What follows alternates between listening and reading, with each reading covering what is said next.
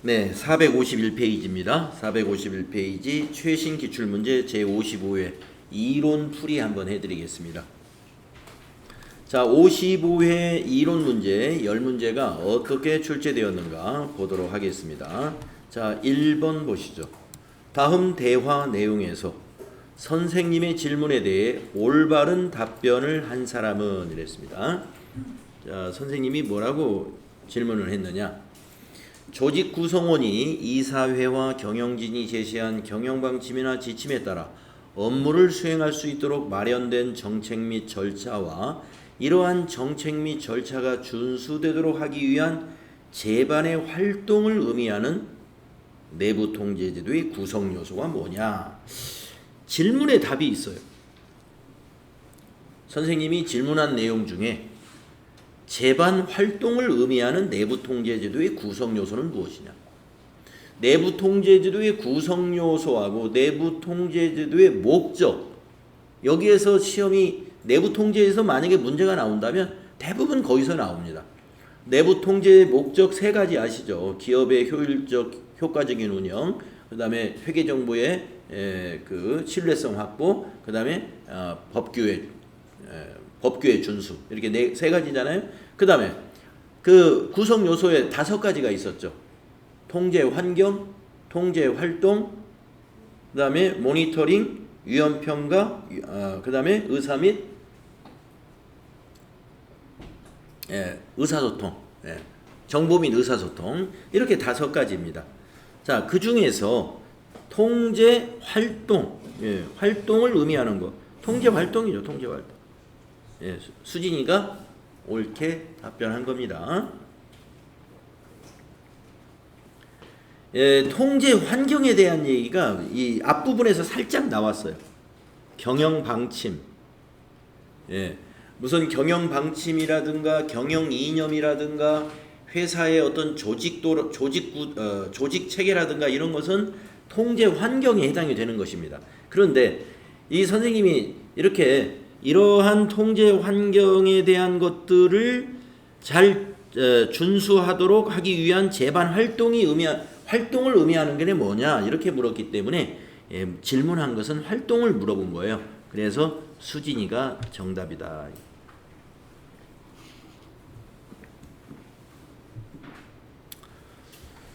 다음에 2번을 보시면은요.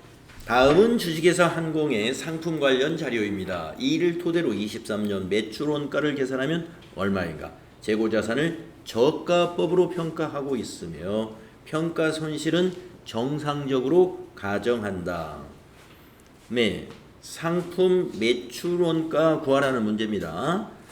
자, 우리가 상품 매출 원가는 어떻게 구해요? 기초 상품 재고액에다가 당기 상품 매입액을 더해서 기말 상품 재고액을 빼면 상품 매출 원가죠. 그런데 아마 저가법으로 평가한다. 이 부분을 반영해 가지고 평가 손실이 발생하면 매출 원가에다 그걸 더해 주면 돼요. 아시겠죠? 재고자산의 평가 손실은 매출 원가에 가산되는 것입니다.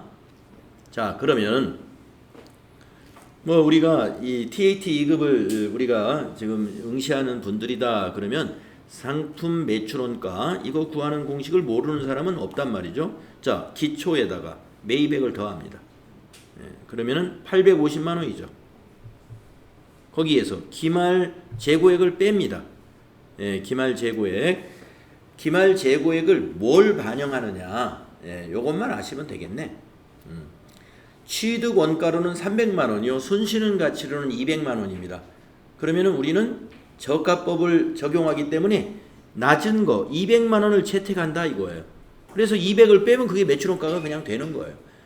그러면 자연스럽게 100만 원의 그 재고자산 평가 손실은 매출 원가에 가산되는 거예요. 자연스럽게.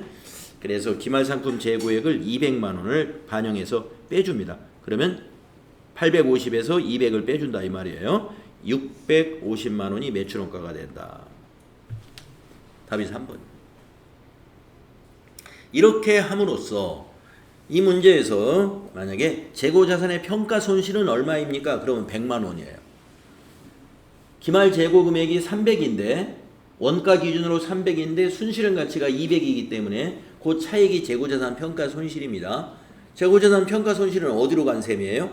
예, 여기에 간 셈이요. 예, 650에 만약에 이걸 적용했으면 매출원가가 얼마예요?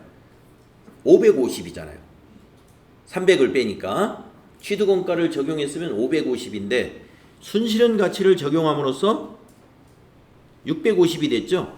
그러니까 재고자산 평가 손실이 어디에 반영됐어요? 바로 여기 매출원가에 반영됐다 이겁니다. 이해 가시죠? 예. 재고자산 평가 손실은 매출원가에 가산된다. 어떻게 가산한 셈이에요? 순실현 가치를 재고자산으로 봐버리면 매출원가에 가산되는 결과가 되는 거예요. 네, 답은 3번이었습니다. 다음에 3번 문제 봅시다. 다음의 가완화에 들어갈 회계정보의 질적 특성을 올바르게 표시한 것은 네, 회계정보의 질적 특성 FAT 1급에서도 자주 나오지만 TD 2급에서도 심심치 않게 나옵니다. 시장성 없는 유가증권에 대해 역사적 원가를 적용하면 자산가액 측정치에 역사적 원가니까 신뢰성은 좋아요. 예, 역사적 원가라는 것은 취득원가, 과거에 거래되었던 원가를 말합니다. 그래서 역사적 원가를 적용하면 신뢰성은 높습니다. 자, 근데 가본의 신뢰성이 보기에 없어요. 신뢰성과 가까운 게 뭐예요? 검증이죠, 검증. 그래서 검증 가능성은 높으나 과거에 거래가 있었던 거니까 검증하기 좋죠. 검증 가능성은 높으나 유가증권의 실제 가치를 나타내지 못하여 무엇이 저하될까요? 예, 목적 적합성은 저하된다. 그래서 우리가 신뢰성과 목적 적합성은 두 개가 다 좋을 수는 없어요. 그래서 이 신뢰성과 목적 적합성은 서로 상충되는 부분이 있기 때문에 어느 한 가지 신뢰성이 높아지면 목적 적합성은 반대로 좀 나빠지고 또 목적 적합성을 높이면은 또 반대편에 있는 신뢰성은 저하되고 이러한 상충적인 관계가 있다.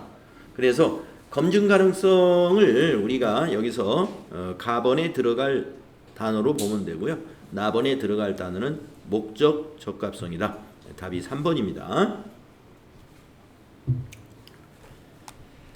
다음에 4번을 보시면은 다음은 주식회사 한공의 기계장치 관련 거래 내용이다. 23년 감가상각비는 얼마인가? 뭐 여러분 감가상각비 계산하는 거 정액법, 정률법 요 두 가지 정도는 완벽하게 알아야 됩니다. 23년 1월 1일 기계장치를 2천만 원에 취득했고요. 내용연수는 5년. 잔존가치 제로 정액법입니다. 정액법 아주 쉬운 거죠. 23년 7월 1일 이 기계장치에 대하여 3,600만 원의 자본적 지출이 발생했다. 요런 문제 까다로워요. 네. 네, 이런 문제는 FAT 1급에서 나오는 그 감가상각비 문제하고는 다릅니다. 자, 중간에 자본적 지출이 있잖아요. 그러면은 그 자본적 지출 이전까지 일단 감가상각을 한번 끝냅니다. 아시겠죠? 자, 그러면은 지금 이 문제의 질문은 23년도의 감가상각비가 얼마냐 이랬단 말이에요. 23년도의 감가상각비. 그런데 23년도의 감가상각비가 간단하지가 않다는 겁니다. 왜냐? 6월달까지는 요 기준, 요 기준에 의해서 감가상각을 하면 돼요. 여기 요 기준 6월달까지는. 그런데 7월 1일 이후부터는 취득원가에 요 360이 더해져야 돼요. 그래서 나머지 6개월치는 360만 원의 자본적 지출을 반영해서 경과된 내용연수 뺀 나머지 내용연수로 정액법으로 다시 계산해야 됩니다. 자, 그래서 메모장에다 한번 적어가면서 23년 1월부터 6월 거까지는 저 기준대로 하면 됩니다. 그러니까 2천만 원에 취득을 했고 내용 연수가 5년이고 잔존가치 없이 5년이고 하면은 1년에 얼마씩이에요? 예? 400만 원이죠? 400만 원인데 6개월 치니까 이것을 다시 나누기 2 하면은 200만 원이죠. 예. 그래서 23년 1월부터 6월 끝까지는 200만 원. 그러면 이제 7월부터 12월 나머지 6개월 이거는 어떻게 계산을 해야 되느냐?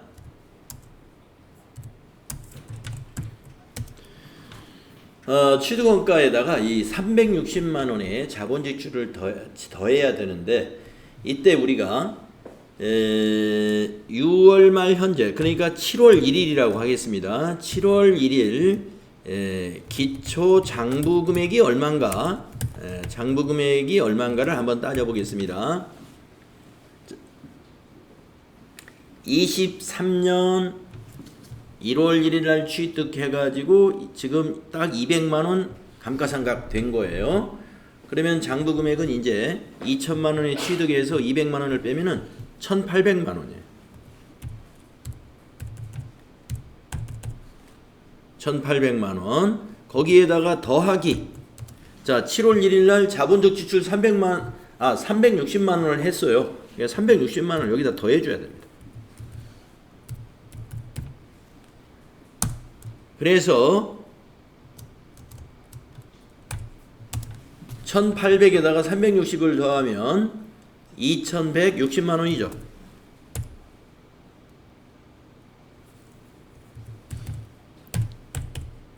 이 2160만 원이 우리가 감가상각을 나머지 기간 동안에 해야 될 대상 금액이 되는 것입니다.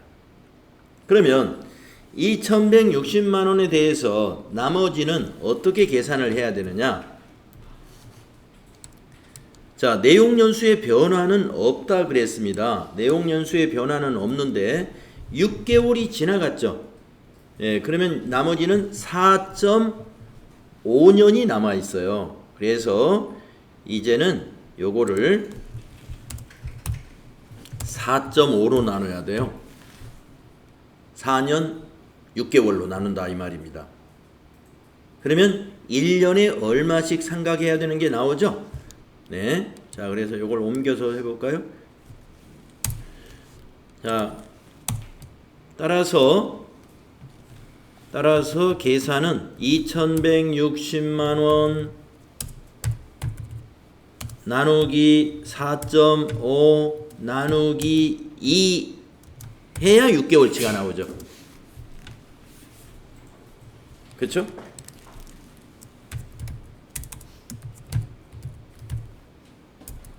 (2160만 원이) 기초 장부 금액이란 말이에요. 그것을 이제 내용 연수 남은 것이 이제 4.5 남았어요. 4년 6개월. 그리고 6개월치만 해야 되니까 절반으로 2로 나눈 겁니다. 한번 계산해 보세요. 이게 얼마 나오는지요? 240? 240 나온다고요? 네. 240입니다.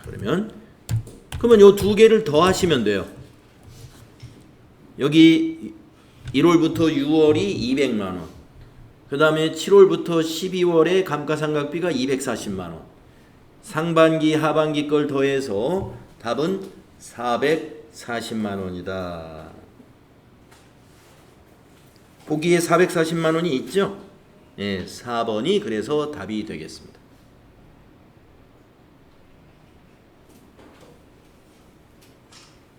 4번이 답이 됐죠. 그래서 이와 같이 감가상각비를 계산할 때 중간에 자본적 지출이 있을 때는요, 이렇게 이런 방법으로 계산을 해줘야 된다. 계산이 복잡합니다. 사실 복잡해요. 예, 그렇기 때문에 이런 문제는 맨 나중에 푸는 게 좋아요. 네, 맨 나중에. 그래서 여러분 계산이 팍팍팍 돌아가면은 그냥 바로 하시고 머리가 멍해진다 그러면 요거는 나중에. 예. 아시겠죠? 자, 답은 4번이 답이 됩니다. 다음에 5번 문제 보겠습니다. 주식회사 한공은 당기 중 유상증자를 2차례 실시했어요. 다음 자료를 토대로 재무상태표에 표시되는 주식 발행 초과금을 계산하면 얼마인가? 자, 주식 발행 초과금 계산을 하라. 단 전기말 주식 발행 초과금과 주식 발행 차금 잔액은 없는 것으로 한다. 자, 왜 전기말의 주식 발행 초과금 내지는 주식 할인 발행 차금의 잔액을 우리가 알아야 되느냐면은 주식 할인 발행 차금과 주식 발행 초과금은요, 두 개 다 잔액이 나올 수가 없어요. 두 개의 계정 과목은 서로 항상 상계하여 처리해야 됩니다. 그러니까 재무상태표에 주식 발행 초과금도 잔액이 있고 주식 할인 발행 차금도 잔액이 존재할 수 없다 이거예요. 둘 중에 하나만 잔액이 남아야 돼요. 두 개는 서로 항상 상계 처리합니다. 그런데 없는 상태라고 그랬습니다. 없는 상태이면 어떻게 봐야 돼요? 요 두 번의 유상증자만 가지고 판단하면 됩니다. 전기의 잔액은 전혀 없으니까. 자, 그러면은 3월 5일 날 어떤 유상증자를 했느냐 보겠습니다.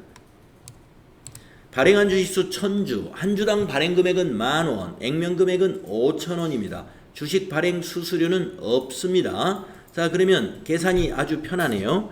주식 발행 초과금이 한 주당 5,000원이고 1000주니까 500만 원이 되겠습니다. 자, 주발초가 여기서 주발초 그냥 주발초라고 쓰겠습니다. 주발초 주식 발행 초과금 여기에 500만 원 발생했어요. 현재는 주식 발행 초과금 잔액이 500만 원입니다. 그 다음 9월 20일에 유상증자 내용을 보겠습니다. 자, 또 주식을 1000주 발행했습니다. 한 주당 발행 금액을 이번에는 4,000원씩 했습니다. 주식 발행 수수료가 10만 원이 발생했습니다. 주식 발행 수수료는 주식 할인 발행 차금에 가산해야 된다. 여러분 알고 있죠? 지금은 할인 발행했어요. 한 주당 1,000원씩 할인했습니다. 1000주면은 얼마예요? 100만 원이죠. 그런데 주식 할인 발행 차금에 수수료 10만 원을 더해야 돼요. 그래서 주할 차가 주식 할인 발행 차금이 110만 원이 되었습니다. 자, 아까 제가 여러분에게 이렇게 말했죠. 주식 발행 초과금과 주식 할인 발행 차금은 언제나 상계하여 표시해야 된다. 그래서 여기서 질문한 주식 발행 초과금이 얼마냐 하면은 500에서 요 110만 원을 빼줘야 돼요. 그러면은 390만 원이다 이런 얘기입니다. 주식 발행 초과금과 주식 할인 발행 차금은 항상 상계하여 처리합니다.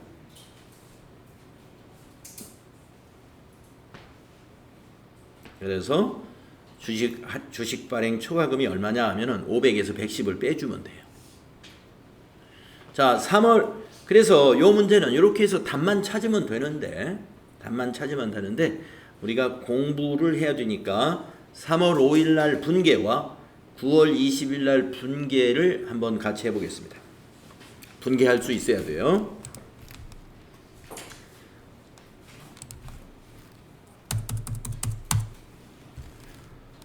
자, 3월 5일 날 유상증자 시 분계를 한번 같이 해볼까요?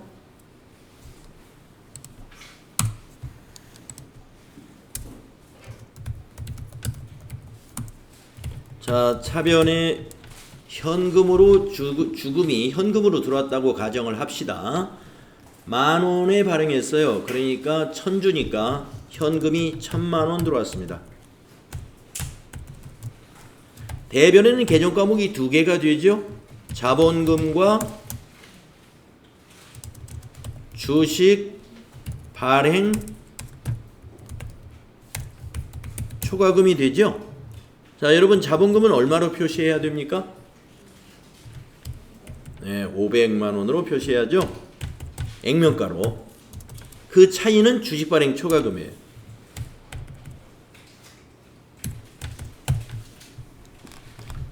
자, 이 분기에 의해서 차변에 자산이 1,000만 원 증가했고요. 대변에서 자본이 1,000만 원 증가했습니다. 그런데 이 자본은 하나는 주식 발행 초과금, 이거는 자본 잉여금으로 분류되죠. 그래서 주식 발행 초과금 잔액이 현재 500만 원입니다. 자, 9월 20일 날 유상증자의 분계를 해보겠습니다.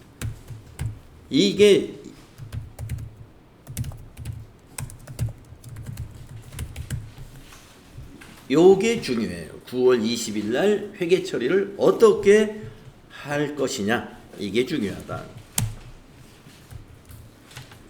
자, 차변의 현금 1,000주를 4,000원씩 발행을 했습니다. 그런데 수수료 10만 원이 차감되고 돈을 받았다고 보겠습니다.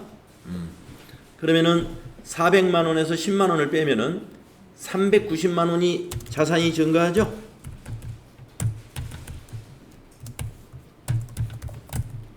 자, 대변의 자본금은 우리 얼마로 기록해야 돼요?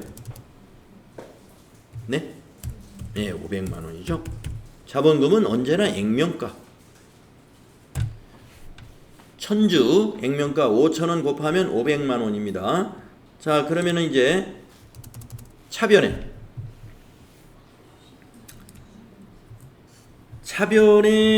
요 차이가 지금 얼마냐면은 110만 원이죠. 네, 이게 중요해요. 여러분, 요 110만 원을 계정 과목을 뭘로 기록한다고요?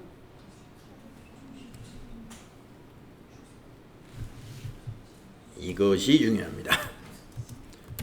주식 발행 초과금으로 기록해야 돼요. 그것이 110만 원.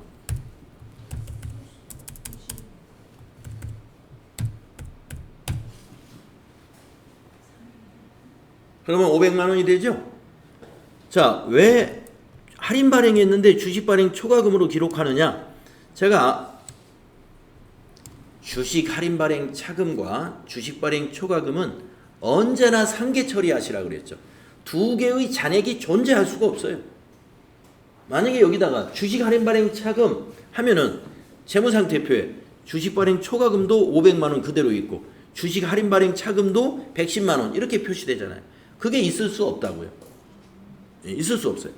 그래서 만약에 주식 할인 발행 차금이 500만 원을 오버했다.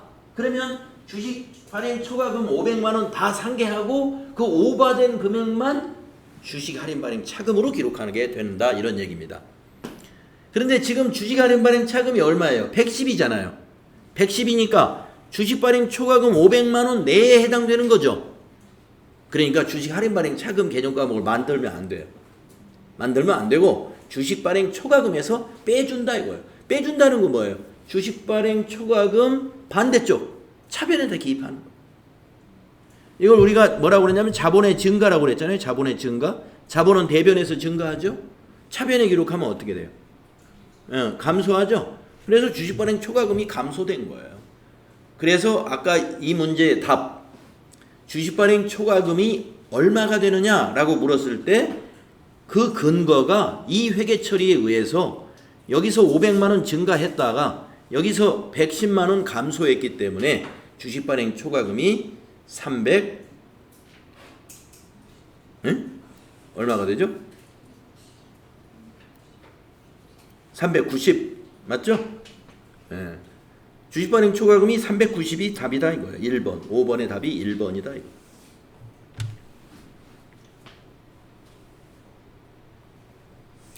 요 분계를 아셔야 돼.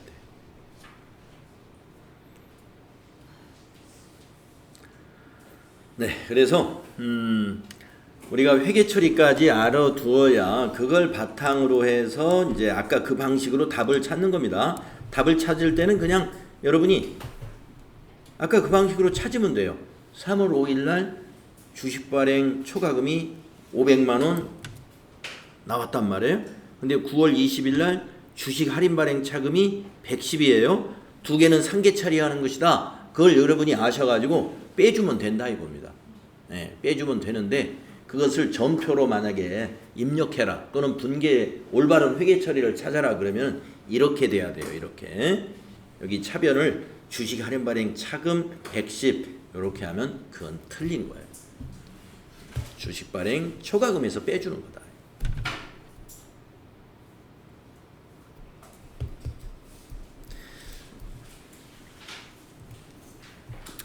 네, 그래서 여기는 1번이 됩니다. 제가 54회 문제 앞에서 우리가 이론 풀이했던 거하고 55회 풀이했던 것이 좀 난이도 차이가 나네요. 55회에서 갑자기 이론이 좀 세졌다고 그럴까요? 지금 방금 5번도 이걸 아는 사람은 알지만 이런 문제 경험이 없는 사람들이 있을 거예요. 이거 잘 챙겨두시고 그 다음에 4번 문제도 흔하게 나오는 문제는 아니에요. 그러나 과거에 분명히 이런 문제가 몇 번씩 나왔었습니다. 그래서 앞으로도 까다로운 문제로 4번 스타일로 감가상각비 계산해라 문제 낼 수 있기 때문에 4번, 5번 잘 여러분 새롭게 정리가 필요한 문제입니다. TAT 2급의 이론은 FAT 1급보다는 수준이 높아진다로 여러분이 보시고 거기에 우리가 대비를 해줘야 돼요.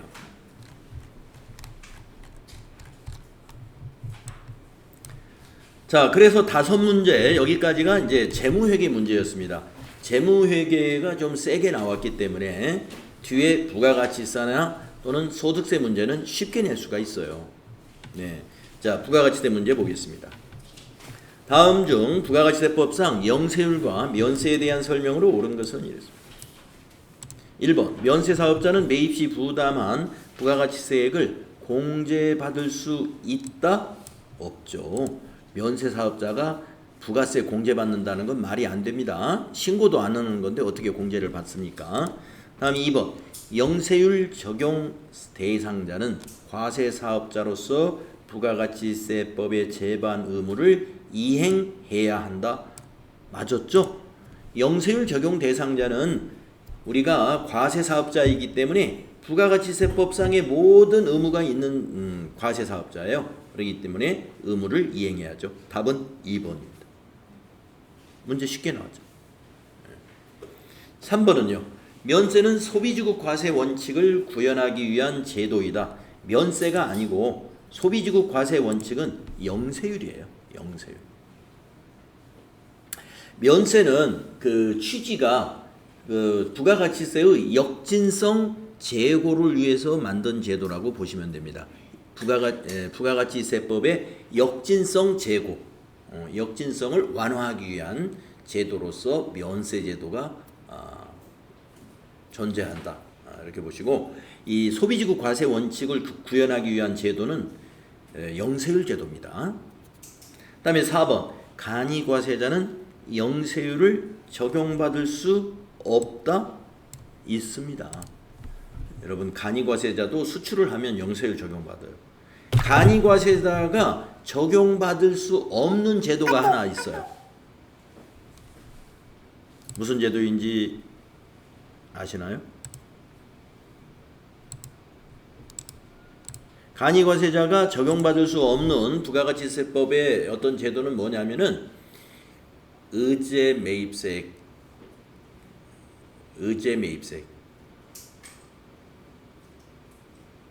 그래서 우리가 면세 농산물 등을 원재료로 해서 과세제화를 판매하고 있는 식당이라든가 이러한 그 업종에서 의제매입세 공제 적용을 받을 수 있지 않습니까? 그런데 과거에는 간이과세 식당도 의제매입세 공제를 해줬습니다. 그런데 언제부터 안 됐느냐? 간이과세자의 적용 대상을 8천만 원으로 연간 8천만 원으로 올려줬어요.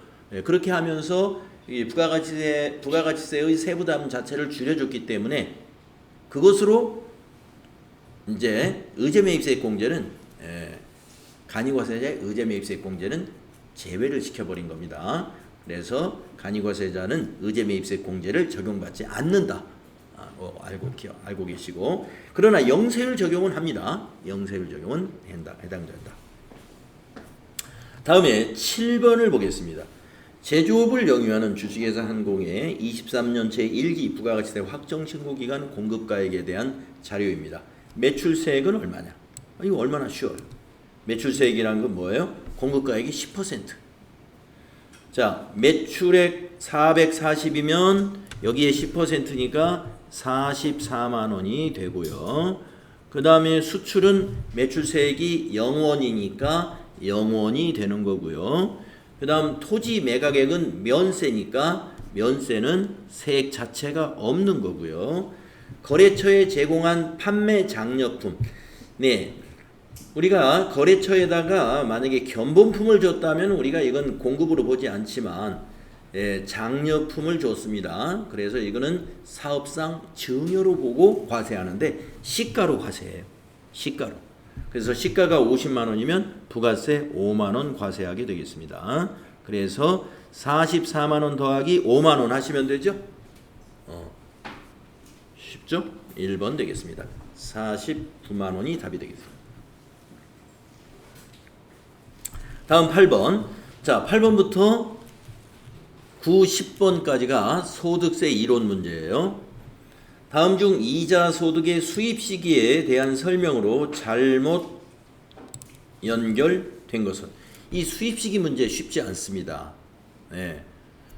하도 복잡해서 그래요. 수입 시기가. 자, 어떤 것은 현금주의, 어떤 것은 약정주의, 막 이런 것이 있고, 그리고 그 사안별로 많이 다르기 때문에 자, 한번 보겠습니다. 1번 통지예금. 통지예금은 기억이 좀 납니다. 통지예금은 그 통지예금의 인출일이 수입식이다. 이거 맞아요. 저축성 보험의 보험차익, 보험금 또는 환급금의 지급일 또는 중도해지. 네, 저축성 보험의 보험차익이니까 보험금을 지급받는 날이 돼야 되겠죠. 만약에 해약했으면 해약한 날. 네. 그 다음에 무기명 채권. 네, 무기명이라는 건 누구 것인지 알 수 없는 것입니다. 그래서 무기명 채권은요, 그 이자를 받는 날이에요. 약정에 따른 지급일이 아닙니다. 네, 우리가 이거 쉽게 답을 찾겠네요. 답은 3번이에요. 기명 채권은 약정에 따른 지급일로 해요. 기명 채권은. 그러나 무기명 채권은 이자를 지급받은 날입니다. 그래서 잘못 연결된 거 3번을 우리가 알 수가 있는데, 그 다음에 4번 맞는 거니까 공부하면서 갈게요. 환매 조건부 채권 또는 증권의 매매 차익, 약정에 의한 환매 수일과 실제 환매 수일 중 빠른 날. 네, 맞습니다. 이것도. 자, 그래서 3번, 여러분 3번에서요. 무기명 채권의 이자 그러면 지급받는 날, 기명 채권의 이자 그러면 약정에 따른 지급일, 이렇게 구분된다는 거 알고 계십시오. 네, 8번 좀 까다로운 거였고요. 9번 가보겠습니다. 주식회사 한공의 생산팀 과장으로 근무하고 있는 김회계 씨가 23년도에 회사에서 지급받은 금액 및 이익은 다음과 같다. 다음 중 근로소득 총급여액에 포함되는 것은 모두 고르면, 근로소득 총급여액에서는 비과세가 빠진다는 걸 여러분이 아셔야 돼요. 예, 비과세 빼준다. 자, 가번. 사택을 무상으로 제공받음으로써 얻은 이익이다 그랬습니다. 자, 지금 생산팀 과장이니까 이게 그 투자자도 아니고 주주도 아니잖아요. 그래서 사택을 무상으로 제공받은 이익은 비과세. 총급여에 포함이 안 됩니다. 그 다음에 4번. 사보에 배낭 여행기를 기고하고 받은 금액이다. 사보에다가 배낭 여행기를 기고해서 받았다. 그럼 이 사람이 이거 근로를 제공한 것은 아니죠. 우리가 이제 어디에다가 글을 써서 받은 거, 이거는 기타 소득 금액으로 봐야 되겠습니다. 그러면 답번을 볼까요? 월 20만 원씩 받은 자가운전 보조금 김한공 씨는 차량을 소유하고 있지 않다. 자, 우리가 차량운전 보조금이 20만 원 한도로 비과세 적용해 주는 것은 조건이 자기의 차량으로 라는 조건이 들어가야 돼요. 그래서 이거는 총급여에 포함이 되겠네요. 과세. 라번, 월 20만 원씩 지급받은 식대 별도로 식사를 제공받음. 네, 우리가 월 20만 원씩 비과세를 적용하는 식대가 있는데 기준이 뭐예요? 식사를 별도로 제공받지 않아야 돼요. 그런데 별도로 식사를 제공받는다 하면은 과세죠. 그래서 이것도 총급여에 포함이 되겠습니다. 그래서 과세만 찾으면 되니까 다 라가 되겠네요. 그래서 답은 2번이 되겠습니다. 다음에 10번. 다음은 거주자 김한공 씨 57세이고요. 동거가족 현황입니다. 이를 토대로 김한공 씨 23년도 종합소득 과세 표준 계산 시에 공제되는 인적 공제액을 계산하면 얼마냐? 네. 이거 연습 많이 했죠, 우리. 자, 본인부터 세는 겁니다. 인적 공제는 무조건 본인 한 명은 해당이 되고요. 배우자 보겠습니다. 소득이 없는 배우자 기본공제 대상자입니다. 장인 보겠습니다. 소득이 없고 23년도 올해 사망을 했기 때문에 기본공제 대상자입니다. 아들 보겠습니다. 25세, 나이가 20세를 넘었지만 장애인은 나이를 보지 않습니다. 사업소득 금액이 500만 원 있다고 그러네요. 사업소득 금액이기 때문에 비용을 뺀 것이죠. 그러면 100만 원이 초과되었죠. 그래서 아들은 소득자입니다. 기본공제가 없어요.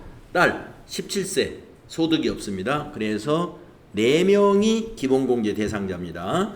그러면 4명에다가 그 다음에 추가공제 따지겠습니다. 자, 우선 4명을 곱하기 150만 원 해야 돼요.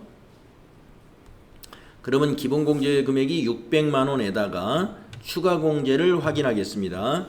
자, 본인은 57세이기 때문에 그리고 배우자도 있고 네, 뭐 장애나 이런 내용 없기 때문에 본인은 뭐 경로우대나 장애인 추가공제 없습니다. 배우자도 없습니다.